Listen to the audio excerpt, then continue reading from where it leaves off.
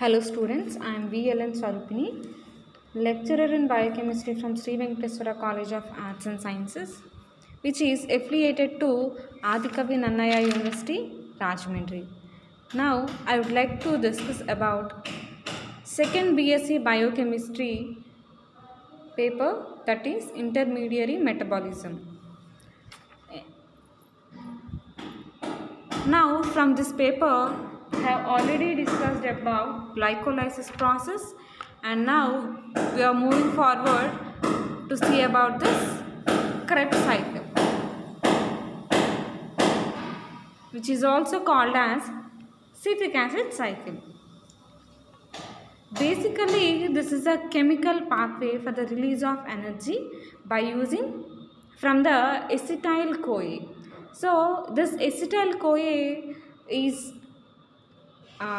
discussed in the earlier class under the section of fate of pyruvate, and pyruvate is converted into this acetyl-CoA in the oxidative pathway of pyruvic acid, on which this pyruvate is converted into acetyl-CoA by the enzyme pyruvic acid dehydrogenase, which is a multi-complex enzyme. So here, as glucose is the base for the glycolysis, this acetyl-CoA is the base for the citric acid cycle. Okay, and this citric acid cycle, this Krebs cycle, after utilization of this acetyl-CoA, this leads to further metabolic pathways. And here, this acetyl-CoA is not just produced from carbohydrates, it is also produced from fatty acids and also from amino acids. Okay. Now, if we see about this Krebs cycle, this was proposed by Sir Hans Adolf Krebs, and in the year 1937, and this cycle was named after him as Krebs cycle, and this is also called as citric acid cycle and tricarboxylic acid cycle. So, why this is called as citric acid cycle means the first product, that means after entering acetyl-CoA into this cycle, it is converted into citric acid. Okay, acetyl-CoA combines with oxaloacetate to form citric acid. So, as citric acid is the first intermediate product produced in the Krebs cycle, it is called as citric acid cycle, and this cycle is also called as tricarboxylic acid cycle.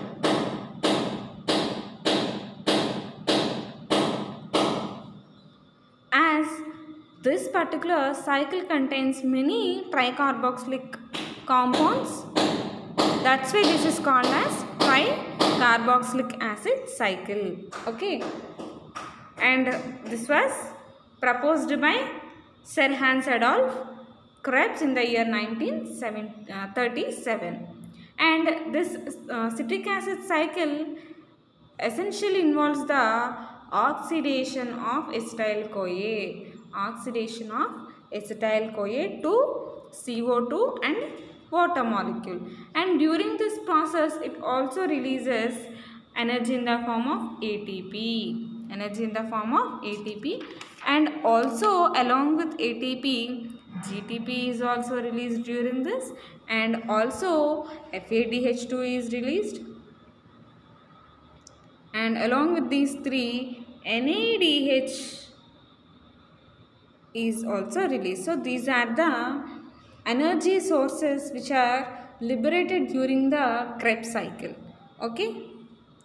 So, now let us see about definition of this particular Krebs cycle. Definition of this Krebs cycle. So, here conversion of acetyl-CoA to carbon dioxide and water by oxidation is called as citric acid cycle. And if we see about this particular Krebs cycle,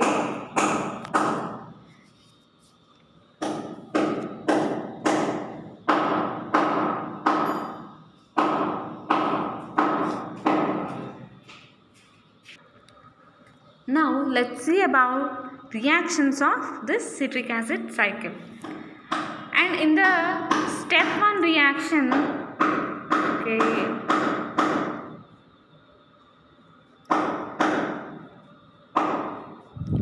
just see the cycle. So in the step 1 reaction, what happens is 4 carbon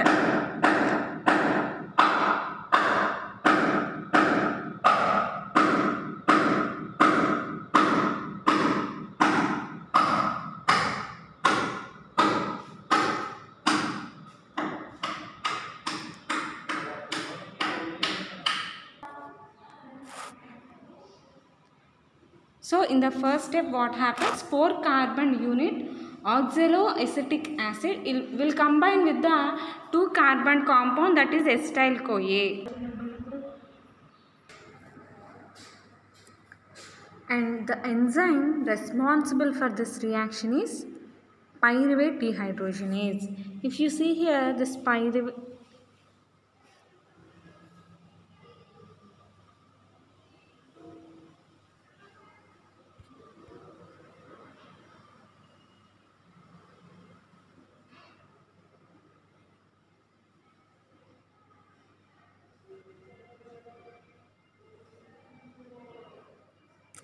so the first step in this Krebs cycle is condensation, aldol condensation, and it is also followed by hydrolysis. So what happens in the first reaction is this acetyl CoA, which is a 2 carbon compound, combines with a 4 carbon compound acetyl oxaloacetate. So these two combine to form citrate, and the enzyme is citrate synthase. Citrate synthase is helpful for the formation of citrate, and here oxaloacetate and acetyl CoA both combine with each other to form a 6 carbon compound citrate. And during this reaction, aldol condensation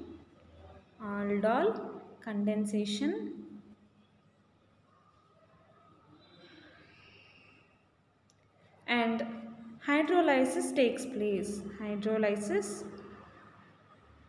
place. Okay, and in the second step, what happens is isomerization takes place. In the second step, isomerization takes place, and here whatever the citrate which is formed as the first intermediate, this is converted into cis aconitase.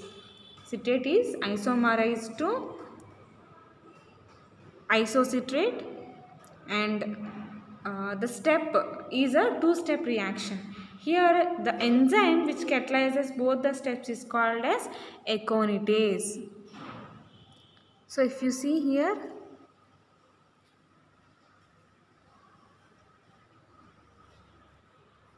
citrate is converted into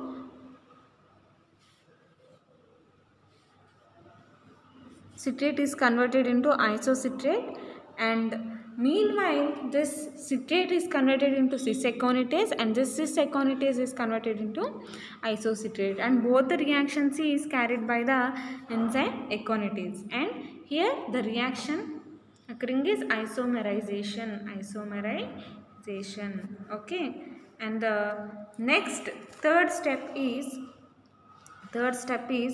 oxidative decarboxylation. This isocitrate is converted into oxalosuccinate.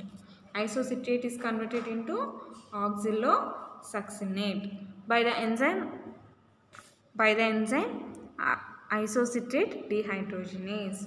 Okay.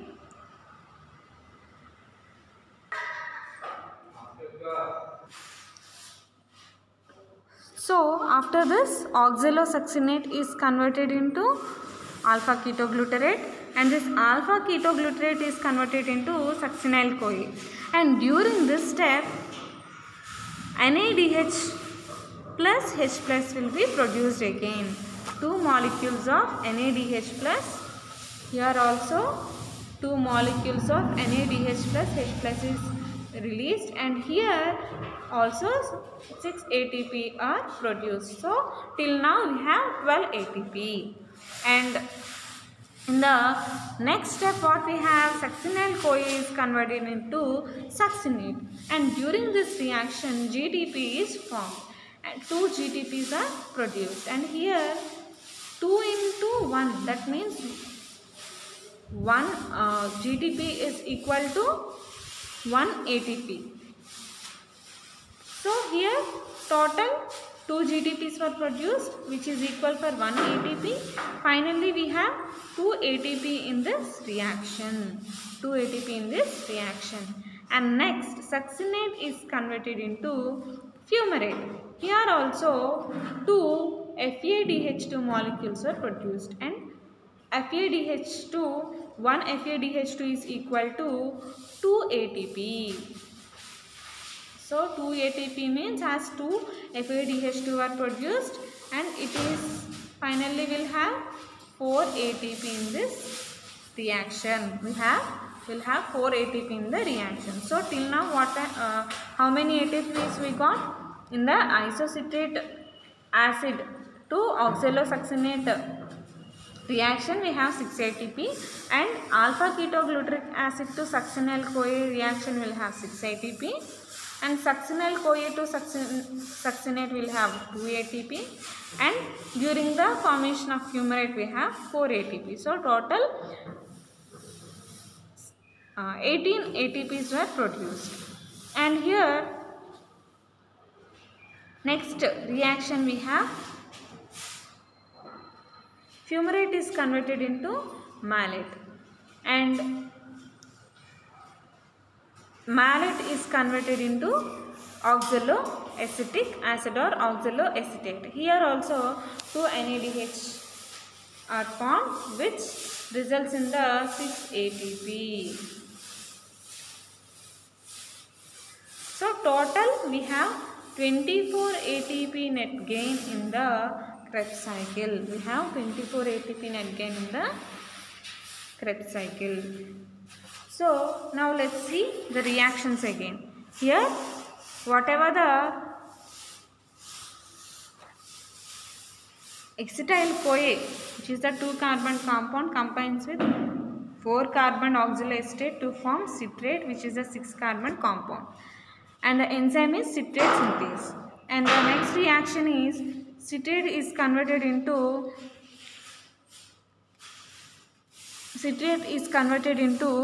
cis-aconitase, and the enzyme is aconitase, and cis-aconitase is converted into isocitrate.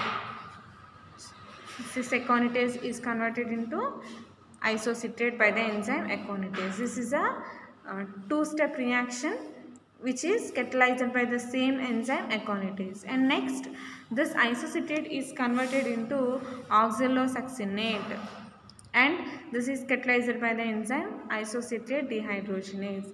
And next reaction is oxalosuccinate is converted into alpha ketoglutarate by the enzyme isocitrate dehydrogenase. And in the next reaction, this alpha ketoglutarate is converted into succinyl-CoA by the enzyme alpha ketoglutarate dehydrogenase. And this succinyl-CoA is converted into succinate by the enzyme succinate thiokinase.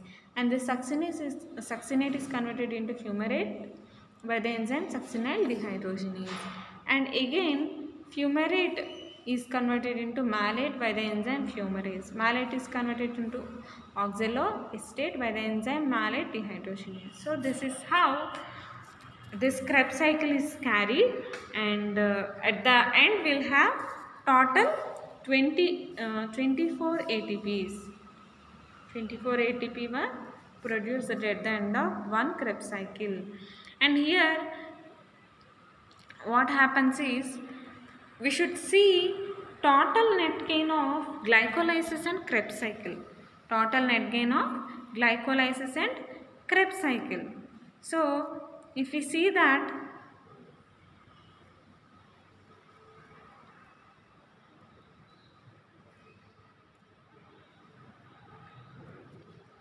just wait, if we see that this particular Krebs cycle we have got 24 ATP now, and in glycolysis we have got 8 ATP. Of course 10 ATP were released, but 2 are utilized and we'll have 8 ATP.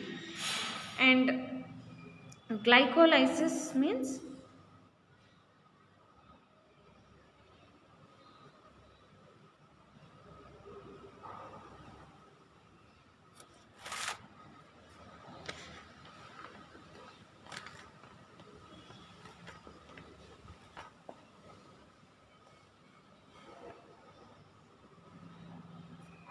we have 8 ATP in the glycolysis, and also by conversion of pyruvic acid into acetyl CoA we'll have 6 ATP, and conversion of acetyl CoA to CO2, that is nothing but Krebs cycle, that is 24 ATP. So this is the total net gain of this particular glucose metabolism.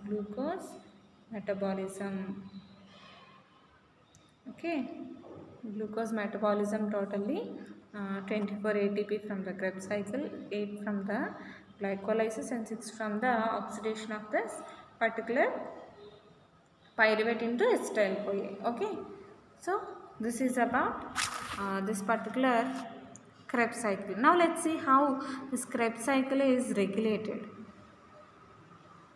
Okay, regulation of Krebs cycle, how this particular Krebs cycle is regulated. And here the cellular demands of ATP are crucial in controlling the rate of citric acid cycle. So whatever the cellular demand of ATP, that means requirement of ATP always depends on this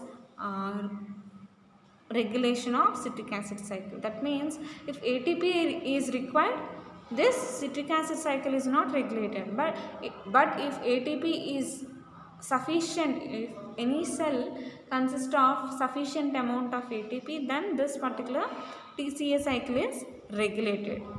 And here this regulation is brought about either by enzyme or by high levels of ADP. And here 3 enzymes, namely citrate synthase, isocitrate dehydrogenase, and alpha ketoglutarate dehydrogenase. So these are the 3 enzymes which will regulate this citric acid cycle.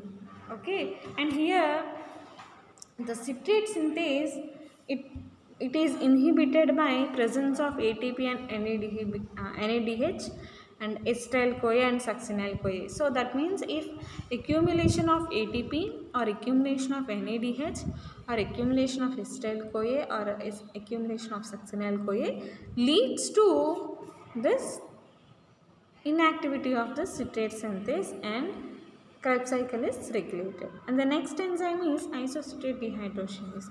It is activated by ADP and inhibited by ATP and NADH. That means by presence of ADP it is activated, and by presence or accumulation of ATP and NADH, this isocitrate dehydrogenase E will be inactivated.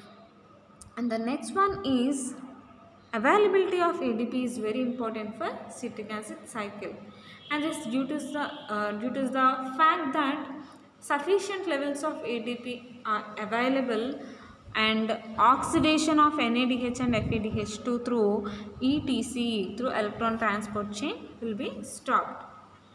That means if this particular ADP is available, oxidation of NADH and FADH2 through electron transport chain will be stopped. And as this electron transport chain is stopped, FADH2 and NADH are accumulated. So these were not utilized further and these are accumulated. So this is the main reason. And also, as we discussed, the third enzyme, alpha ketoglutarate,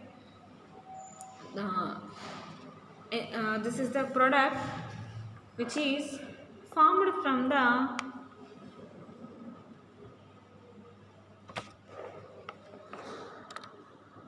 alpha ketoglutarate dehydrogenase. Okay, so this can also be synthesized from, that means the product alpha ketoglutarate, it can be synthesized from glutamate and glutamate dehydrogenase. So in that manner also this alpha ketoglutarate is produced, and there will be some disturbances in the Krebs cycle. So these are the few uh, regulating mechanisms that the citric acid cycle consists of. And also these particular Krebs cycle had amphibolic nature. This Krebs cycle consists of amphibolic nature. And now let's see what is this amphipathic or amphibolic are related with. So here the TCA cycle or citric acid cycle, it provides various intermediates for the synthesis of many compounds needed by our body. That means the intermediates which are produced during citric acid cycle are utilized in different metabolic pathways or for producing different kinds of products in our body. And here Krebs cycle is both catabolic and anabolic in nature. Catabolism means broke down of complex molecule into smaller particles, and anabolism means smaller particles are combined to form a complex molecule.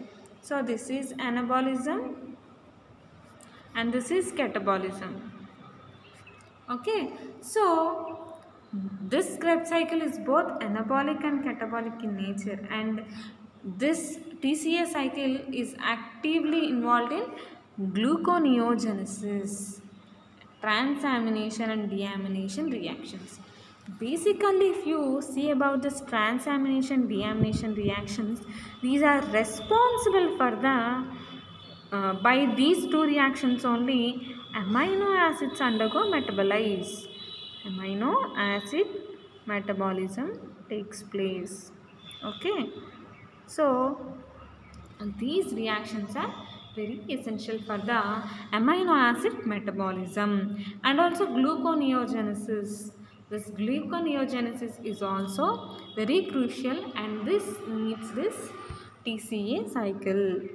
And here the most important synthetic reactions connected with TCA cycle are oxalate and alpha ketoglutarate.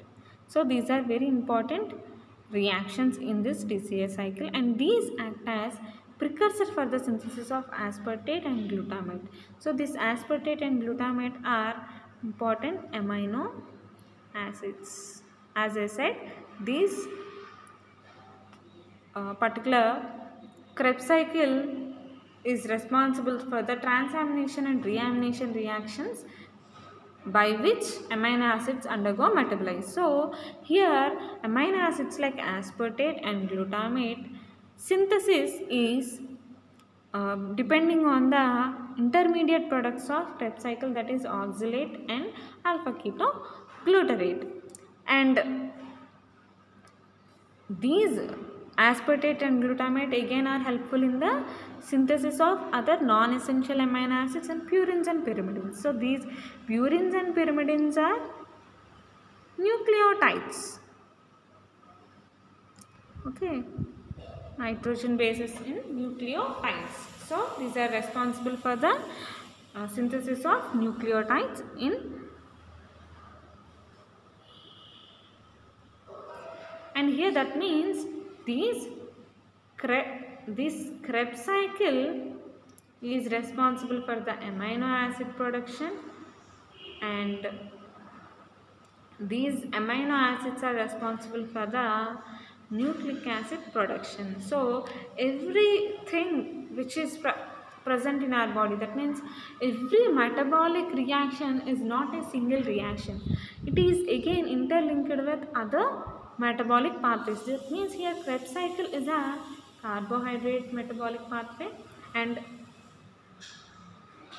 amino acid is under production of amino acids is under amino acid metabolism, and production of these purines and pyrimidines. That means This nucleotides production is involved in the nucleic acid metabolism. So how these each and every metabolisms were connected to each and every metabolism. Carbohydrate metabolism is connected to amino acid metabolism, and this amino acid metabolism is connected to nucleic acid metabolism.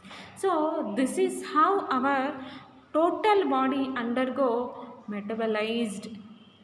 Okay, so each and every metabolic reaction is connected with something or the other metabolic activity.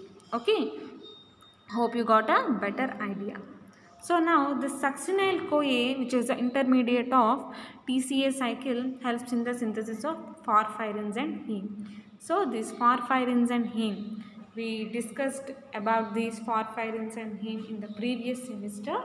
These are porphyrin containing compounds, and we know heme is one of the important porphyrin. And here the succinyl CoA is helpful in the synthesis of porphyrins and heme. And mitochondrial citrate, that means whatever the mitochondrial citrate which is produced in the mitochondria, it is transported to cytosol where it undergoes cleavage into acetyl CoA, and that means here citrate is produced from combination of oxaloacetate or oxaloacetic acid plus acetyl CoA.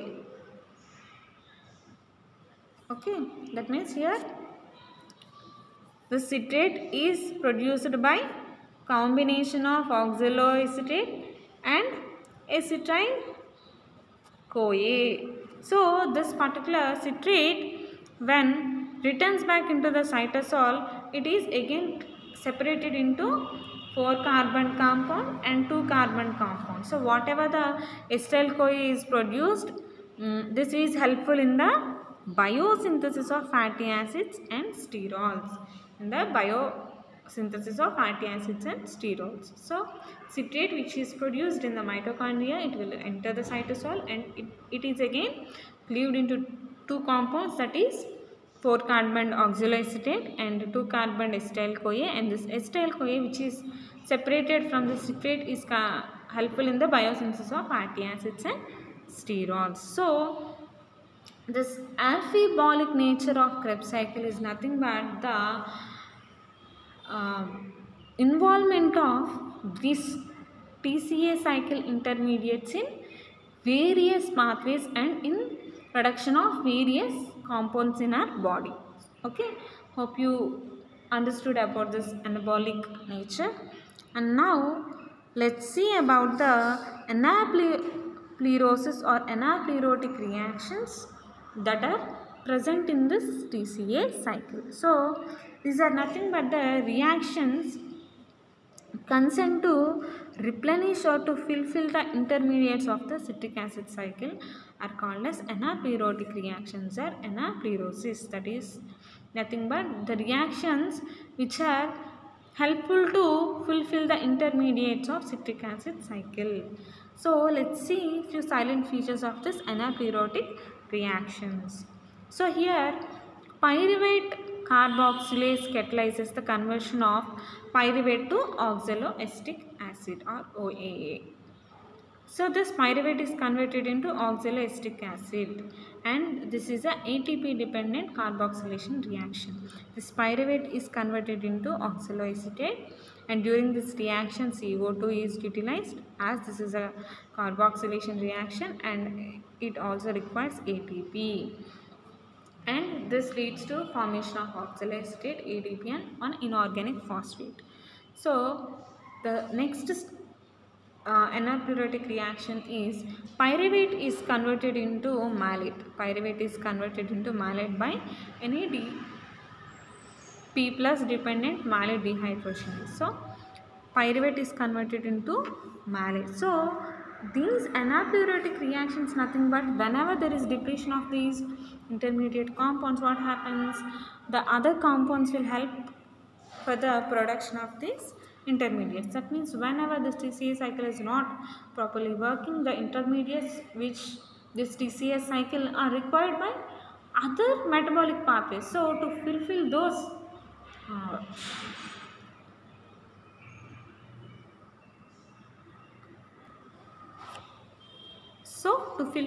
needs, these anaphylactic reactions are occurred. So here pyruvate is converted into malate. Basically in TCA cycle what happens? This malate, how it is produced?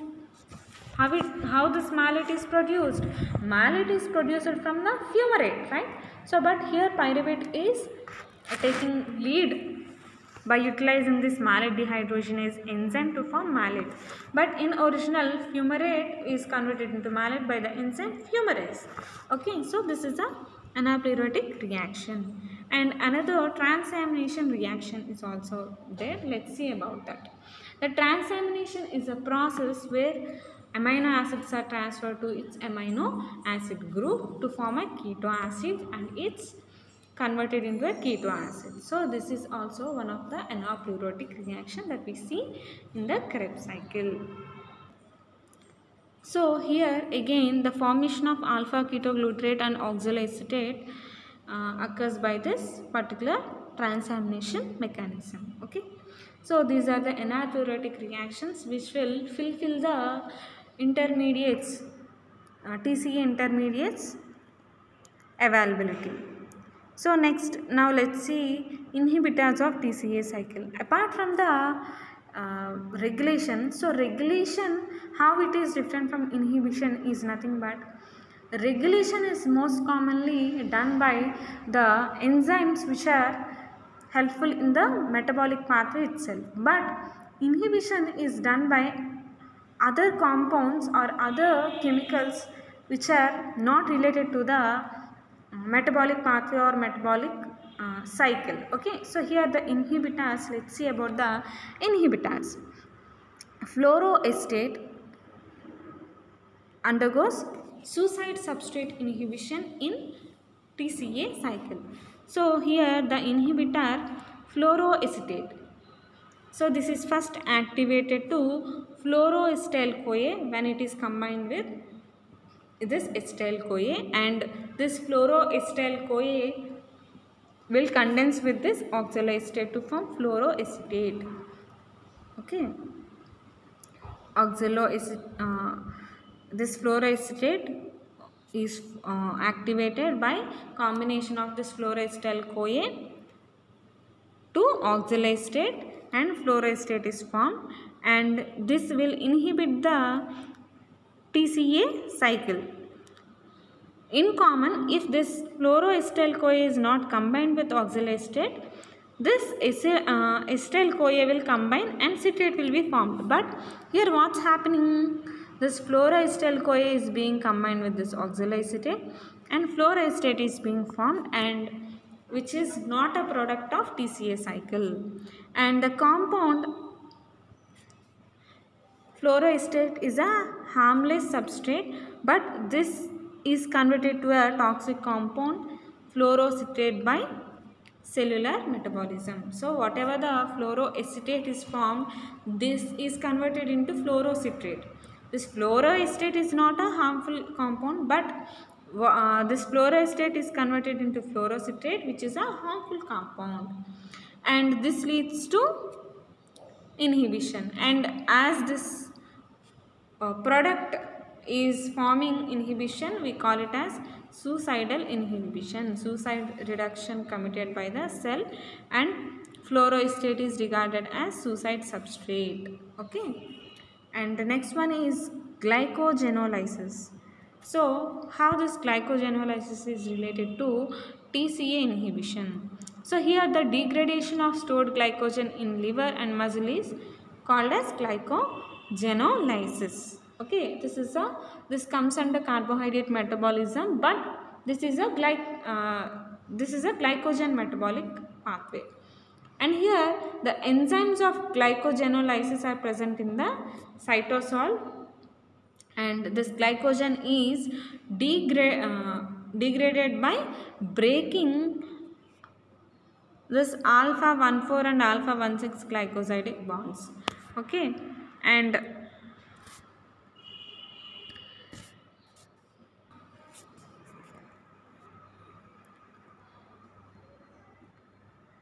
So, and the enzymes which are responsible for this glycogenolysis